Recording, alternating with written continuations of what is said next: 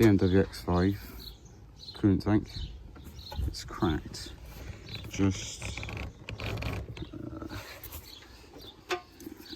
down.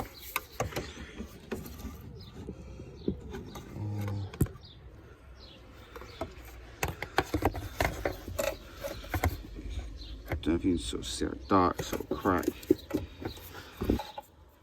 just there. So, because these newer cars are all plastic, so clip, and bottom pipe clip. So, get the airbox off, this front trim, back in it.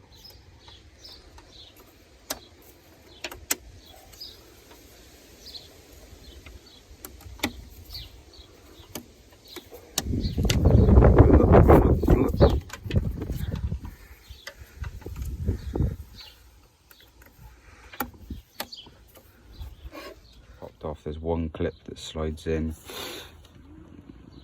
This bit. So yeah, it's all good.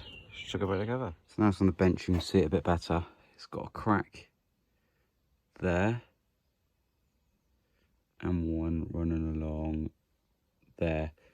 Now when you change this over, there is a sensor at the bottom which just twists sides out.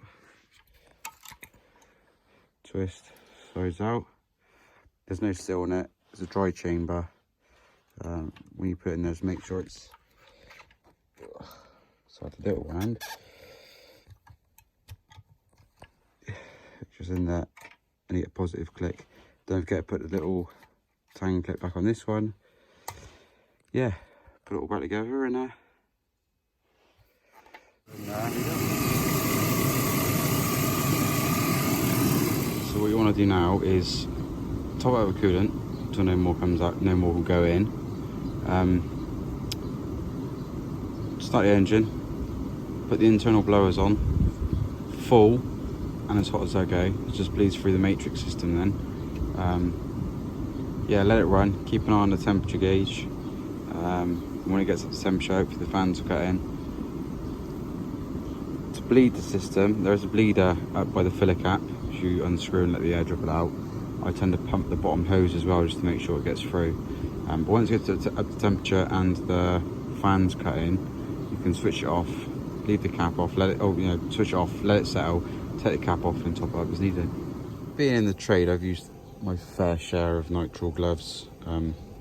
Just want to say that these black Mambas, they're really good quality gloves. I have no idea where they're from, I can't remember. But they're like wearing really thin marigolds. They just, yeah, they're really, really good. So I don't know the company, I've not been given them. I bought them myself, so yeah, definitely recommend the black Mambas.